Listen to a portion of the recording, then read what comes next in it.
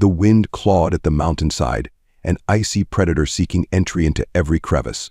Inside his snug chalet, Thomas Callahan sat before the fireplace, watching flames dance and devour the logs with a rhythmic crackle. His mountain retreat was his sanctuary, a world away from crowded streets and suffocating expectations. Yet tonight, even this solitude felt unnervingly empty. He sipped his tea slowly, letting its warmth seep through him, unaware that his quiet night would soon be shattered. A faint sound, muffled by the relentless blizzard, broke through his thoughts. It wasn't the groan of the pines or the snapping of ice. It was rhythmic, deliberate footsteps. He froze, his instincts sharpened by years of living in the wild. No one ventured to Ira Summit in this weather without a damn good reason. Grabbing a flashlight, Thomas moved to the door. When he opened it, the storm roared in like an unwelcome guest, snow swirling in frigid gusts around his feet. The beam of his flashlight cut through the darkness, landing on a figure half buried in the snow. "What the hell?" Thomas muttered, stepping into the storm. As he approached, the figure became clearer. It was a woman, or at least it appeared to be. Her skin was green, not a sickly pallor, but a glowing emerald hue that seemed to pulse faintly even under the suffocating cold. Her body trembled violently, her limbs curled inward, as if clinging to the last remnants of warmth. Silver garments clung to her, ornate but entirely unsuited for the brutal environment. "Hey!" he shouted, his voice cutting through the wind. "Are you okay?" The figure stirred weakly, her head lifting just enough to meet his gaze.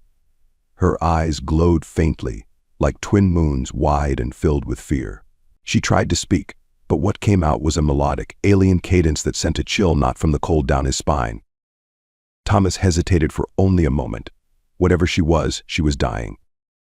"You're coming with me," he said firmly, leaning down to lift her. Her body was impossibly light, almost weightless, but as he touched her, he flinched. Her skin was ice cold, despite the faint heat radiating from her core. She groaned softly, her elongated fingers clutching his jacket as he carried her toward the chalet. Inside, the warmth enveloped them both. He set her gently on the fur-covered bench by the fire. Her body convulsed with shivers, and her glowing skin dimmed as if the cold had drained her of life. Grabbing a heavy wool blanket, he wrapped it tightly around her shoulders, kneeling at her side.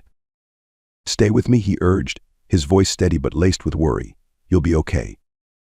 The woman, or whatever she was, opened her mouth again, this time forming a single word, halting and fragile.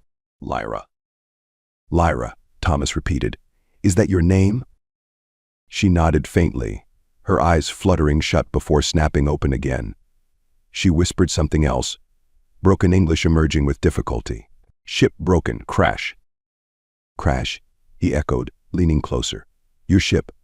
Are you saying you're not?" He stopped himself, the absurdity of the question hitting him even as he asked it. Of course she wasn't human. Lyra's lips trembled, and she tried to speak again, but her voice faltered. A single tear slid down her cheek, catching the firelight like a droplet of molten gold. The sight tore through Thomas. He had no idea where she'd come from or what she needed, but her vulnerability was unmistakable. "You're safe now," he said softly, brushing the snow from her damp hair. "I don't know who you are or what brought you here, but I'll help you. Just stay warm." Her glowing eyes locked onto his, and for a moment the storm outside seemed to disappear. She whispered again, her voice fragile. "Cold, not like home." "Where is home?" he asked, but she didn't answer. Instead, she curled further into the blanket, her body shuddering less as the fire began to work its magic. Thomas stood, his thoughts racing. He filled a kettle and set it on the stove, his hands trembling slightly. This wasn't just an injured hiker or a lost traveler. Lyra was something else entirely, something the world would probably dissect and study if they ever found her. But she wasn't just a mystery to him, she was a person, terrified and alone in a world that clearly wasn't hers. He brought her a mug of steaming tea, kneeling beside her again. She took it with shaky hands, sipping slowly. Her breathing steadied, and her trembling eased. The faint glow of her skin returned, soft and rhythmic like a heartbeat. "Thank you," she said suddenly, the words clearer this time. Her gaze met his, and for the first time, Thomas noticed the depth in her eyes, a mix of intelligence, sorrow, and gratitude. It struck him how human she seemed, despite her alien features. "Why were you out there?" he asked, keeping his voice calm. "Why come here to Earth?" Exploring, she replied, her words deliberate but strained. Ship failed. Crash here. Thomas nodded, trying to piece together her fragmented story. Your ship, is it nearby? Lyra hesitated, then nodded weakly. Mountains. Buried, broken. His mind raced. A crashed alien ship somewhere on Ira Summit. The implications were staggering. But for now, Lyra was his priority. She needed to recover before they could figure out what to do next. As she sipped her tea, tears welled in her eyes again. She set the cup down and buried her face in her hands, her body trembling with quiet sobs. Hey, Thomas said gently, placing a hand on her shoulder. You're alive. Whatever happened, you survived. That counts for something. Her fingers, long and slender, lowered from her face. She looked at him, her expression raw with emotion. Alone, she said softly. Far from home. Thomas felt a lump rise in his throat. He understood isolation, the aching weight of it. But hers was a solitude he couldn't fathom, light years from everything she knew, trapped on a hostile planet with no way back. You're not alone anymore, he said, his voice firm. You've got me. We'll figure this out together. Lyra's lips quivered, and for the first time she smiled, a small, fragile gesture that warmed the room more than the fire ever could. Thomas stayed by her side, watching as her breathing slowed and her body finally relaxed. The storm continued to rage outside, but inside, the flickering firelight painted a picture of hope in the face of the impossible. The morning light crept through the frost-laden windows of the chalet, painting the room in muted hues of gold. The storm had passed, leaving behind a quiet that seemed almost sacred. Thomas Callahan stirred a pot of coffee on the stove, the rich aroma filling the small space. His thoughts churned as he glanced over his shoulder at Lyra, still cocooned in the heavy wool blanket, on the fur-covered bench by the fire. She was awake now, sitting upright, her luminous emerald eyes fixed on the glowing embers. Though her shivering had stopped, her movements remained cautious, as though every motion cost her energy. The sight of her, so foreign yet fragile, tugged at something deep within him. It wasn't pity, it was a fierce, protective instinct he hadn't felt in years. Feeling better? He asked, breaking the silence. Lyra turned to him, her gaze steady but weary. Yes, warmer. Her voice was soft, melodic, carrying a rhythm that hinted at her alien origins. Thomas poured a mug of coffee and handed it to her. She took it carefully, her long, slender fingers brushing against his hand. The faint warmth of her touch surprised him, as if her body fought to retain heat like a delicate ember in the wind. Careful, it's hot, he warned. She sipped tentatively, her glowing eyes widening slightly at the taste. This is strange, she murmured, tilting her head. Coffee. It's bitter, he explained, but it'll wake you up. Lyra studied the liquid with a curious expression before taking another sip. Bitter, but alive. She paused, her gaze drifting toward the window. The storm is gone. Thomas followed her eyes to the snow-covered world outside. The storm had left a pristine landscape, the mountains towering like ancient sentinels under the pale blue sky. The stillness was deceptive. Out here, even in calm weather, danger lurked beneath the surface, hidden crevasses, sudden avalanches, biting cold. Yeah, it's over, he said, but you're not going anywhere yet. You're still recovering. Lyra frowned, her glowing skin dimming slightly. I must find my ship. Time is important. Her insistence surprised him, but he kept his tone measured. You barely survived the storm. Heading out now is suicide. She set the mug down, her fingers tightening around the edge of the blanket. You do not understand. The ship, it sends signals. If others find it before I do, it will not be safe. For anyone. Thomas froze, her words cutting through him like a blade. Others? What others? Lyra hesitated, her glowing eyes flickering with unease. Not from this world. They are hunters. They seek what is not theirs. My ship contains knowledge they could use to harm. His mind raced, the implications of her statement settling heavily in his chest. He had thought of her as an isolated incident, a strange visitor who had stumbled into his world. The idea of more of a potential threat shattered that fragile notion. All right, he said finally, we'll find your ship, but not today. You need to regain your strength first. Her expression softened, the tension in her shoulders easing slightly. Thank you, Thomas. He nodded, standing and grabbing his coat. In the meantime, I need to check the generator. If that thing goes out, we'll freeze. She tilted her head. Generator? It powers the heat, lights everything, he explained. It's old and cranky, but it works. Most of the time. Lyra rose unsteadily, her movements graceful despite her apparent fatigue. I will help. Thomas hesitated. You sure you're up for it? She nodded. I am not fragile. Her determination impressed him, and he gestured for her to follow. They stepped outside into the crisp air, their breath visible in the cold. The world was eerily quiet, the snow absorbing all sound. Lyra's iridescent skin stood out starkly against the pale backdrop, a beacon of otherworldly life in a landscape of ice. The generator shed was small and utilitarian, its metal door stiff from the frost. Inside, the machine hummed weakly, its rhythm uneven. Thomas opened the access panel, revealing a tangle of wires and frozen components. Figures, he muttered, crouching down. Ice buildup in the intake. Happens every winter. Lyra knelt beside him, her luminous eyes scanning the machinery with keen interest. This technology is primitive, she said. Thomas smirked. Yeah, well, it gets the job done, usually. She extended a hand, her fingers brushing the metal. A faint glow emanated from her palm, and the generator sputtered to life with renewed vigor. Thomas jumped back, startled. What did you just do? Lyra stood, her expression calm, repaired it. The flaws were obvious. He stared at her, equal parts amazed and wary. You could have mentioned you could do that. You did not ask, she replied simply. Thomas shook his head, chuckling despite himself. Fair enough. Remind me to keep you around. As they returned to the chalet, the sky began to darken, the brief respite of daylight giving way to the long, cold night. Inside, the fire blazed warmly, and Thomas set about preparing a simple meal, canned stew and bread. Lyra watched him closely, her curiosity evident. You live alone here, she said, more statement than question. Thomas glanced at her. Yeah, it's quiet, peaceful. She tilted her head. Peaceful or lonely? He hesitated, her words cutting deeper than he expected. Maybe both. Lyra leaned forward slightly. Why do you choose this? He sighed, his hand stilling over the stove. I lost someone. My wife. After she died, the city felt too loud, too crowded. This place gave me space to think, or not think. She nodded slowly, her expression thoughtful. Loss is heavy, even across worlds.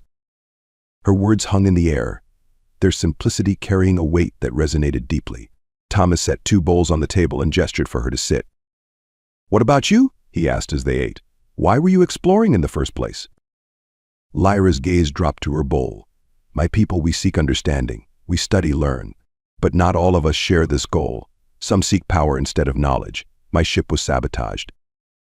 Thomas frowned. Sabotaged? By who? Those who do not wish for peace, she said simply. I was sent to observe, to learn from your world. They wanted to stop me. Her words sent a chill down his spine, and he set his spoon down. So this isn't over, is it? If they sabotaged you once, they could still be out there.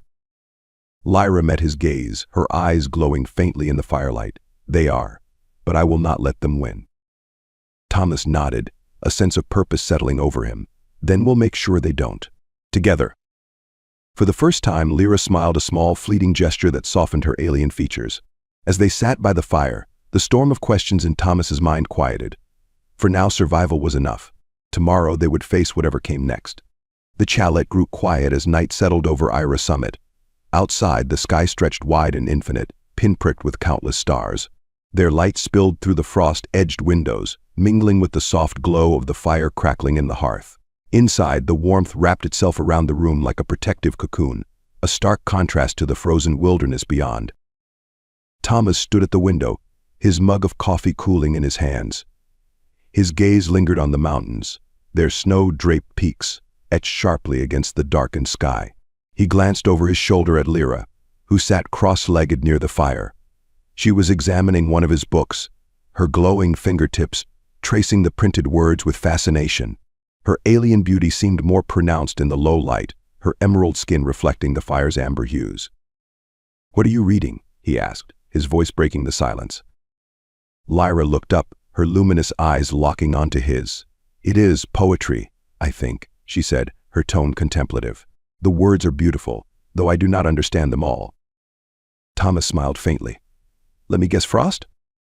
She tilted her head. The book says Robert Frost. Is he important? To some, he said, setting his mug down and crossing the room. He wrote about nature, life choices. Stuff that sticks with you. Lyra nodded slowly. His words, they feel alive, as if they breathe. Her observation struck him, and he lowered himself into the chair across from her. You're good at picking up on things. It is my purpose, she said simply, setting the book aside, to observe, to learn. Thomas leaned forward, his forearms resting on his knees. And what have you learned so far? About us, I mean. Lyra hesitated, her glowing eyes narrowing slightly. You are complex, capable of great kindness and terrible destruction. Your species is like fire. Fire, huh? He said, raising an eyebrow. That doesn't sound entirely flattering. It is not an insult, she said, shaking her head. Fire gives life and warmth, but it also consumes. It is unpredictable, like you. Thomas chuckled softly, but her words lingered. Fair enough, he said, glancing toward the fire. What about your people? What are they like? Lyra's gaze grew distant, her expression wistful. We were once harmonious. Knowledge was our purpose, understanding our foundation. But that changed. Some of us began to seek power, using what we learned to control rather than connect. It tore us apart. Her voice carried a weight that made Thomas pause. That why you came here? He asked gently. To get away from all that?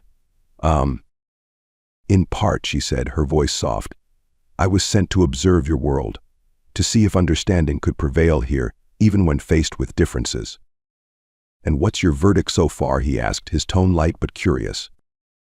Lyra met his gaze, her expression unreadable. It is too soon to tell. For a moment they sat in silence, the firelight dancing between them. Then Lyra rose, her movements fluid and deliberate. Come with me, she said, her voice suddenly firm. Where? He asked, rising reluctantly. Outside, she said. I wish to see the stars more clearly. Thomas grabbed his coat and led her out into the cold night. The air was crisp and biting, but the sky above was breathtaking. Stars blanketed the heavens in a dazzling display, their light uninterrupted by city glow or pollution. Lyra stopped in the clearing behind the chalet, her head tilted back, her glowing skin shimmering faintly under the starlight. They are endless, she murmured, her voice barely above a whisper. Yeah, Thomas said, standing beside her. Kind of puts things in perspective. She turned to him, her eyes filled with wonder. Do you ever feel small beneath them? All the time, he admitted. But it's a good kind of small. Makes my problems feel less important. Lyra nodded, her gaze returning to the stars. On my world, we see stars as mirrors, reflections of what was and what could be. That's poetic, Thomas said, glancing at her. You've got a way with words. She smiled faintly, her expression softening. Thank you, Thomas. The way she said his name made something inside him stir. It wasn't just gratitude, it was trust, connection. He stepped closer, his breath visible in the cold air. Lyra, he said softly. I don't know much about your world or why you're here, but I'm glad you found your way to me. She turned to him fully, her glowing eyes studying his face. You have been kind. More than I expected. I'm just doing what anyone would do, he said, though the words felt hollow. He knew better, most people wouldn't have opened their door to a stranger, let alone an alien. No, she said, her voice firm but gentle. Not anyone. You are different. Her words hung between them, the cold air sharp and still. Thomas felt the distance between them shrink, as if drawn together by some invisible force. He reached out, his hand brushing against hers. Her skin was cool but electric, a jolt of connection sparking through him. Lyra didn't pull away. Instead, she stepped closer, her glowing eyes searching his. Your touch, it is warm. And yours, he said, his voice barely audible, is something else entirely. The world around them seemed to fade, the stars above watching silently as their hands intertwined. Lyra's gaze softened, and for the first time Thomas saw something deeper, something vulnerable and unguarded. She leaned forward, her movements slow and deliberate, and pressed her forehead against his. On her world, it might have been a gesture of trust, of connection. Here it felt like something more. Thomas closed his eyes, his other hand resting lightly on her waist. The moment was fragile, tentative, and profoundly real. When he opened his eyes, Lyra's skin glowed brighter, her expression calm yet intense. Thank you, she said softly, her voice steady. for reminding me of what it means to trust." Thomas nodded, unable to find the words. He held her gaze for a moment longer before stepping back, the cold rushing in where her warmth had been. "Come on," he said, his voice rougher than he intended. "We should head back before we freeze." Lyra nodded, her expression unreadable. Together they walked back to the chalet, their steps crunching softly in the snow. The stars above shone brighter than ever, their light reflecting off the mountains like a silent promise. Inside, the fire awaited, but Thomas knew something had changed. The warmth they'd shared wasn't just in the glow of the flames, it was something far more profound.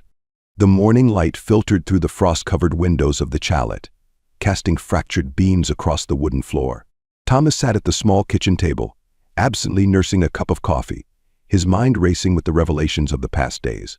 Across from him, Lyra examined a crude hand-drawn map of the surrounding mountains, her glowing fingers tracing the jagged lines. "The ship should be here," she said, pointing to a marked spot near a ridge, "if it has not moved." Thomas raised an eyebrow. "Moved? I thought it was buried." "It was," Lyra said, her tone even. "But the signal is inconsistent. Either the storm disrupted it, or someone is nearby." The weight of her words settled heavily between them. "If someone else finds it first," Thomas said, setting his mug down, "what happens?" Lyra hesitated, her luminous eyes flicking up to meet his. "It depends on who. My people would retrieve it carefully, using its knowledge for restoration. Others, like the hunters, they would not." "And what about us?" he asked. "What happens if we find it?" Her gaze softened, though her expression remained somber.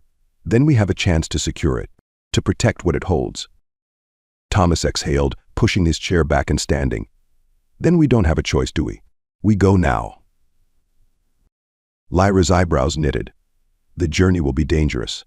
The cold, the terrain, it will not forgive mistakes." "Neither will whoever's out there," Thomas replied, grabbing his coat. "I've lived in these mountains long enough to handle the weather. Question is, can you?" Lyra rose, her posture straight but relaxed. "My body adapts. It will manage." Something in her tone, calm yet resolute, reassured him. He grabbed his gear, a small pack, ropes, and an old but sturdy ice axe, and motioned for her to follow. Together they stepped out into the icy morning, their breath visible in the sharp air. The climb was grueling. The snow, though softened by the sun, made every step laborious, the ground uneven and treacherous. Pine trees stood sentinel, their branches laden with snow that fell in sudden bursts with the slightest disturbance. Lyra moved with surprising agility, her lightweight frame gliding over the surface where Thomas's boots sank deep. "You're good at this," he said, slightly winded as they paused near a clearing. Lyra glanced at him, her expression neutral but her eyes shimmering with faint amusement. "Observation includes physical adaptation. My body learns." "That's a fancy way of saying you're better at this than me," Thomas said, shaking his head with a grin. "Not better," she replied. "Different." They pressed on, the terrain growing steeper as they neared the ridge. The air thinned, biting at their lungs, and the wind howled through the jagged rocks. Thomas led the way, his experience guiding them through the safest paths. Lyra followed closely, her gaze constantly scanning their surroundings. "What was that?" she said suddenly, her voice low but urgent. Thomas froze, his hand instinctively gripping his ice axe. "What?" She pointed toward a grove of trees to their left. "Movement." He narrowed his eyes, peering into the shadows. Could be a deer, or a mountain lion. Lyra shook her head. Too deliberate, not an animal. Thomas felt the hairs on the back of his neck stand on end. "You're sure?" "Yes," she said firmly. "We should move quickly." They increased their pace, the unease settling over them like a shroud. The ridge loomed closer, its jagged edges stark against the pale sky. When they reached it, Thomas paused, his hands resting on his knees as he caught his breath. "Your ship's supposed to be here?" he asked, his voice rough from exertion. Lyra nodded, her glowing skin dimming slightly as she scanned the horizon. "It should be there." She pointed to a snowdrift partially obscuring a jagged outcropping of metal. Thomas followed her gaze, his heart quickening. "That it?" "Yes," she said, her voice quiet but filled with something akin to reverence. "That is the vessel." They approached cautiously, the wreckage coming into clearer view. The ship was sleek and angular, its surface scorched and dented from the crash. Small fragments of metal lay scattered across the snow, glinting like alien jewels in the sunlight. Lyra knelt beside the largest piece, her glowing fingers brushing the surface. "It is damaged," she said, her tone laced with sorrow, "but intact enough." "What do we do?" Thomas asked, his eyes scanning the surroundings for signs of life. Lyra stood, her expression resolute. "We retrieve the core. It holds the ship's memory, its knowledge. Without it, the vessel is nothing." "And where's the core?" he asked. "Inside," she replied, gesturing to a hatch partially buried under the snow. "I will retrieve it. You watch for interference." Thomas nodded, gripping his ice axe tightly as Lyra began working on the hatch. She moved with precision, her fingers glowing brighter as she manipulated the alien mechanisms. The hatch groaned and creaked before sliding open, revealing an interior bathed in soft, pulsing light. "Careful," Thomas said, his voice edged with concern. Lyra nodded, slipping inside. The moment stretched long, each second feeling heavier than the last. Thomas's eyes darted to the grove of trees where she'd seen movement earlier. The snow crunched faintly behind him, and he spun around, his axe raised. Nothing. He exhaled sharply, his nerves taut. "Come on, Lyra," he muttered under his breath. "Hurry up." A faint hum drew his attention back to the ship. Lyra emerged, cradling a small, glowing sphere in her hands. Her expression was triumphant but wary. "I have it," she said. "We must leave quickly." Before Thomas could respond, a sound shattered the stillness, a sharp, mechanical whirring. His blood ran cold as he turned to see a dark figure emerging from the tree line. Its shape was humanoid, but its movements were unnaturally precise, its body encased in gleaming black armor. "Lyra," he said, his voice low but urgent. "We've got company." Her gaze snapped to the figure, her expression hardening. A hunter. Thomas gritted his teeth, stepping in front of her instinctively. "What do we do?" Lyra's eyes narrowed, the glow of her skin intensifying. "We run." She didn't wait for his response. Grabbing his arm, she pulled him toward the ridge. The hunter moved with terrifying speed, its steps crunching rhythmically through the snow. Thomas's heart pounded as they sprinted, his boots slipping on the icy ground. "Keep going," Lyra shouted, her voice cutting through the wind. They reached the edge of the ridge, where the snow gave way to a steep incline. Without hesitation, Lyra slid down, her movements fluid and controlled. Thomas followed, half sliding, half stumbling as the snow sprayed around him. Behind them, the hunter paused, its glowing visor fixed on their retreating forms. It raised an arm, and a beam of light shot out, striking the ground inches from Thomas's feet. He cursed under his breath, adrenaline propelling him forward. When they reached the base of the incline, Lyra grabbed his arm, pulling him into the cover of a rocky outcropping. Her breathing was steady, but her glowing eyes betrayed her fear. "They will not stop," she said, her voice trembling slightly. "Not until they have what they seek." Thomas tightened his grip on his axe, his jaw clenching. "Then they'll have to get through me first." Lyra's gaze softened, a flicker of gratitude crossing her face. "We must keep moving. The core cannot fall into their hands." Thomas nodded, his resolve hardening. Together they disappeared into the shadows of the mountains. The hunters pursued a constant specter at their backs. The fight for survival and the secrets of the ship had only just begun. The fading light of dusk painted the snow-covered mountains in hues of rose and gold. Each breath Thomas exhaled crystallized in the air, forming fleeting clouds that vanished almost as quickly as they appeared. The weight of the day hung heavily on him as he pushed open the door to the chalet. Behind him, Lyra stepped inside, her movements measured yet graceful. The faint luminescence of her skin cast a soft glow in the dim room, accentuating the sharp contrasts of her alien features. Thomas turned to close the door, pausing for a moment to glance into the snowy wilderness. He saw nothing, no sign of the hunter or any other danger, but a sense of unease lingered. He latched the door securely and moved toward the hearth, where the fire had dwindled to embers. "We're safe for now," he said, his voice gruff from the cold. "But I'm not taking any chances." Lyra placed the ship's core carefully on the fur-covered bench, her glowing fingers lingering on its smooth surface. The sphere pulsed faintly, casting rhythmic shadows on the walls. She straightened and turned to Thomas, her luminous eyes meeting his. "You are right to be cautious," she said. "The hunter will not stop. It will seek the core until it is either destroyed or claimed." Thomas frowned, his jaw tightening. Then we have to figure out what to do with it. This thing can't stay here. Lyra nodded, though her expression remained solemn. It must be hidden.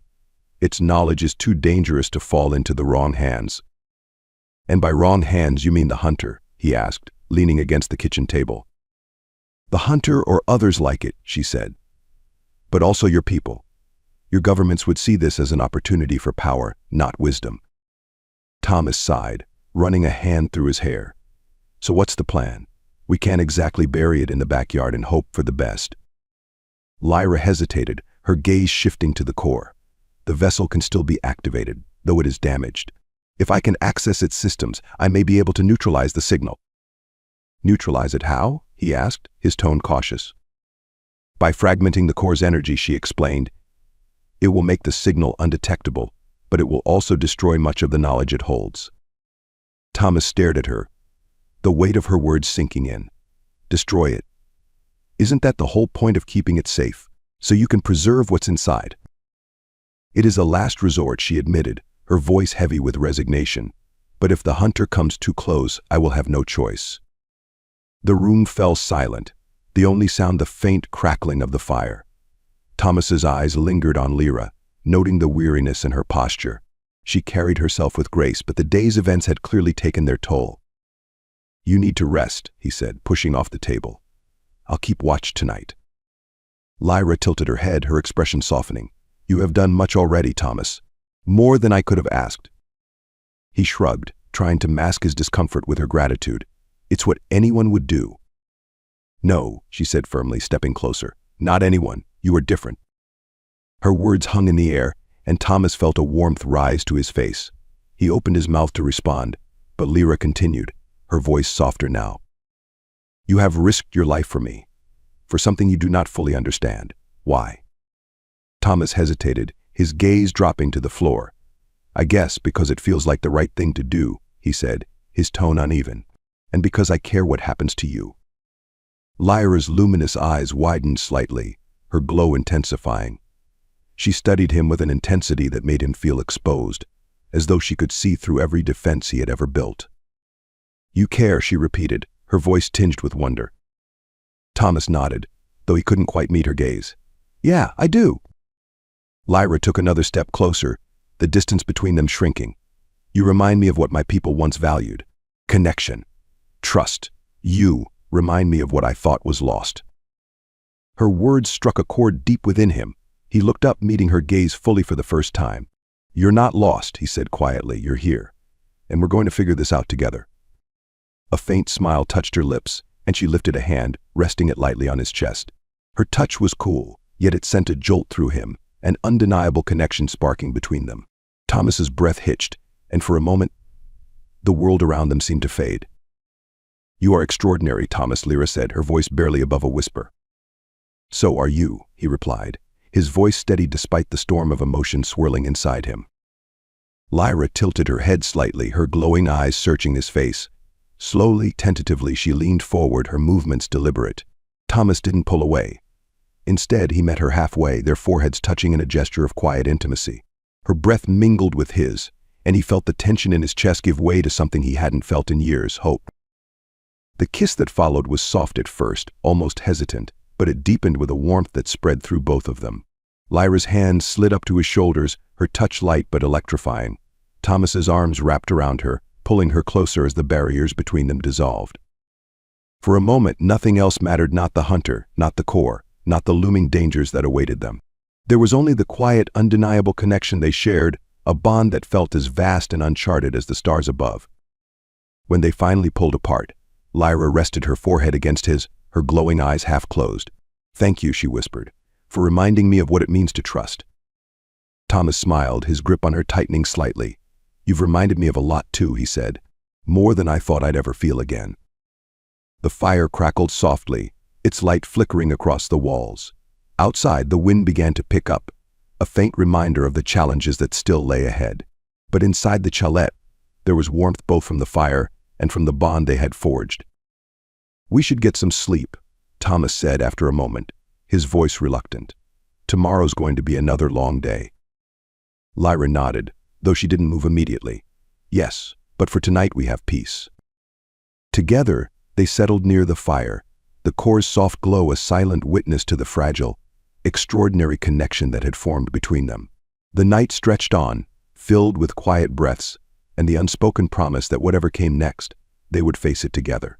The wind howled like a predator stalking its prey, shaking the wooden walls of the chalet.